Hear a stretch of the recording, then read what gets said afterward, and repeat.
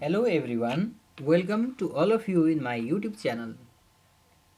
Today I am planning to discuss some very simple topic, very basic topics in this short video. The first one is the photons. What is photon? So actually the photon is the very smallest packet of energy of the electromagnetic radiation or electromagnetic wave. Or the electromagnetic wave means, generally electromagnetic wave means light, we can say. Generally the light is the electromagnetic wave. So the smallest bundle of energy, smallest packet of energy, or we can say the smallest particle, we can say actually. Okay, that's instead of particle we generally use the term packet or quantum of energy, smallest quantum of energy of the electromagnetic radiation or the light is basically called the photons. As you seen here, photon is a packet or bundle of energy. Okay, packet or bundle of energy for the electromagnetic waves, for the electromagnetic radiations.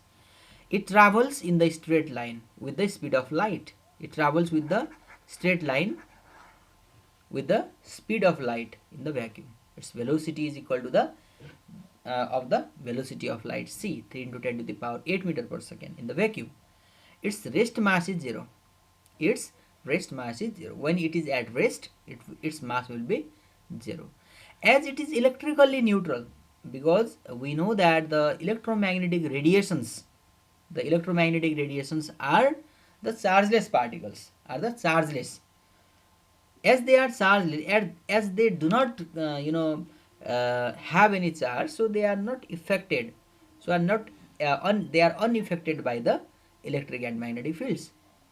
And the energy of the photon is hf, is equal to h times f. So we discussed here, it is the smallest packet of the energy of the light, we can say actually. Okay, now let us move to the another very popular topic, and that is the Einstein photoelectric effect. Okay, simply we can say the photoelectric effect. So actually in case of photoelectric effect, what does it tells? We have a metal surface. In the metal surface, when the light falls, the electrons are emitted from it. When the light falls on the metal surface, the electrons are emitted from this. This phenomenon is called photoelectric effect. As you seen here in the definition also, when a light of the suitable frequency falls on a metal surface. But here the key concept is over here. The light which falls on the metal surface should have some suitable frequency. Not all the radiations, not all the light can cause the photoelectric effect, because the frequency has to be suitable. So it implies that the phenomenon of emission of electron from the metal surface, when a radiation of the suitable frequency falls on it, when a radiation of the suitable frequency falls on a metal, the electrons are emitted from this. So this effect is actually called the photoelectric effect.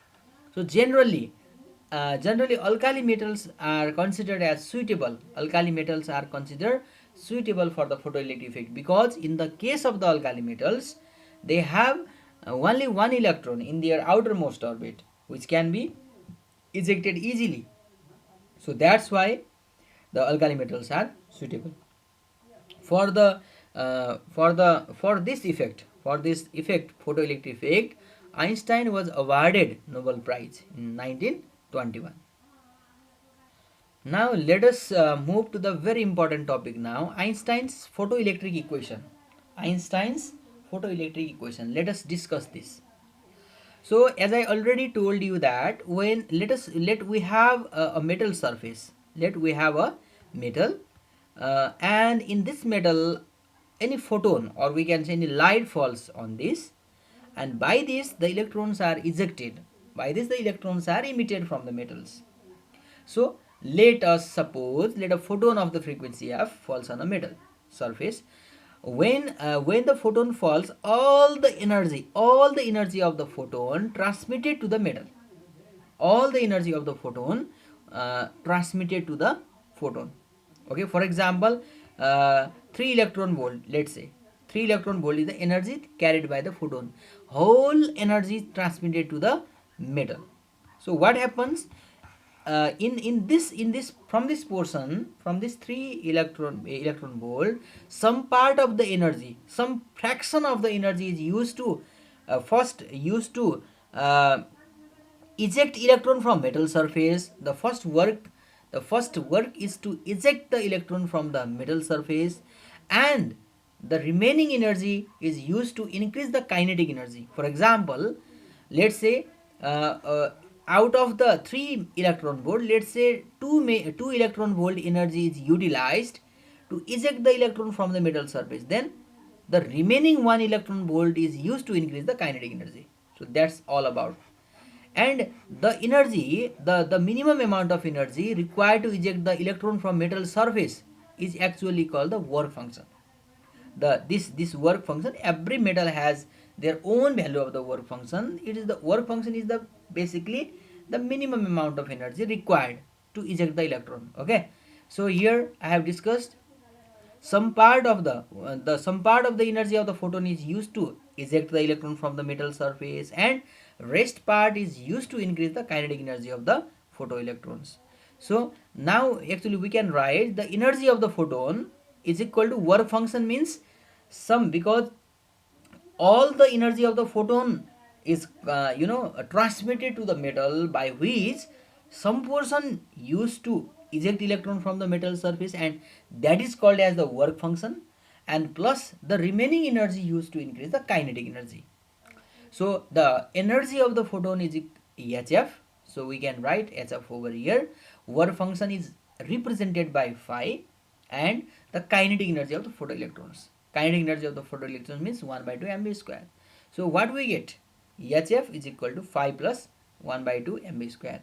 So this is the very basic equation, and as per the demand of the numerical, we can actually convert these values, for example f to the lambda, or in various other forms which are very important in case of the numericals. So this is the very basic principle, and I have already discussed that work function is the minimum energy required to eject the electron from the metal surface. So thank you very much.